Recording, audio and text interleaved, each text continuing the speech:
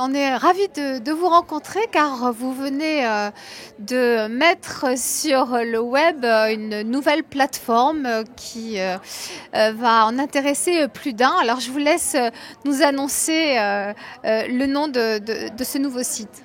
Oui, bonjour. Bonjour à tout le monde. Oui, je viens de créer le premier réseau social dédié aux administrateurs indépendants et le nom de ce site est votreadministrateur.com. Et donc l'objectif de cette plateforme, c'est de augmenter la visibilité des administrateurs indépendants et de les mettre en relation avec des entreprises qui ont besoin d'administrateurs. Alors quand vous me dites, moi je n'y connais rien en matière d'administrateur, je n'en ai pas dans mon entourage, vous dites administrateur indépendant, ça veut dire qu'il y a des administrateurs dépendants? On peut le dire comme ça. En fait, dans une entreprise, il y a des conseils d'administration, des conseils de surveillance. Et en fait, ces instances sont composées soit de représentants de l'entreprise ou soit d'administrateurs qui n'ont aucun lien avec l'entreprise. Donc ça évite les conflits d'intérêts. Donc le mot indépendance a toute son importance puisque c'est quelqu'un qui est complètement extérieur à l'entreprise et qui va pouvoir amener un conseil, un avis, s'exprimer de manière complètement libre sans avoir peur d'une représaille quelconque.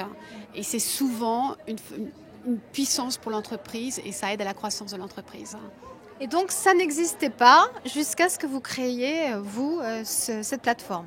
L'administrateur indépendant existait, mais cette plateforme d'administrateurs indépendants, elle n'existait pas. Et effectivement, l'objectif avec tout ce qui se passe sur la professionnalisation du monde de l'administrateur, c'est effectivement augmenter la visibilité des administrateurs sur le marché et démontrer aux entreprises qu'elles peuvent aujourd'hui faire appel à des ressources qui sont compétentes avec un savoir-faire important qui peuvent les aider à performer plus et à grandir. Alors concrètement, comment on rend plus visible un administrateur? Alors, on rend plus visible un administrateur en montrant aux entreprises françaises aujourd'hui qu'il y a des administrateurs professionnels, qu'il y a des administrateurs compétents. Et aujourd'hui, quand on regarde le marché qui est très opaque, on trouve un certain nombre d'associations qui ont le mérite d'exister, qui apportent beaucoup, mais qui sont souvent spécialisées dans différentes expertises ou qui s'adressent beaucoup plus à des grandes entreprises ou des petites entreprises. Et je suis persuadée que l'évolution du rôle de l'administrateur va aussi toucher le monde des PME-ETI et c'est aussi via ce site ce que je veux démontrer aux entreprises. Mon business, je rajouterais que c'est que mon business model n'est pas seulement orienté administrateur indépendant, mais entreprise. Et la vraie force, c'est que les entreprises, avoir des administrateurs indépendants compétents à leur board, c'est un bon signe pour elles, pour leur futur. Alors, en plus de indépendant, vous avez ajouté en qualificatif compétent. Est-ce que c'est pour faire référence à cette race d'administrateurs qu'on a tous un petit peu en cliché, mais finalement, ça existe quand même encore beaucoup. C'est des administrateurs vieillissants et qu'on a mis là un petit peu par complaisance, on peut dire ça? Administrateur vieillissant, oui, on dit souvent l'administrateur aux cheveux blancs, administrateur de complaisance.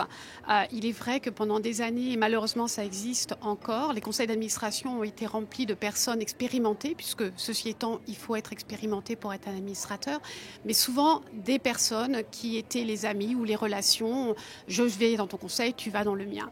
Avec tout ce qui s'est passé ces dernières années en termes d'évolution des sociétés, des scandales financiers, on recherche de plus en plus des administrateurs qui ne vont pas seulement s'asseoir à des conseils d'administration pour percevoir leur jeton de présence, mais qui vont apporter quelque chose, une véritable valeur ajoutée. Et donc ça passe par des compétences et ça passe aussi par un renouveau et un rajeunissement des conseils.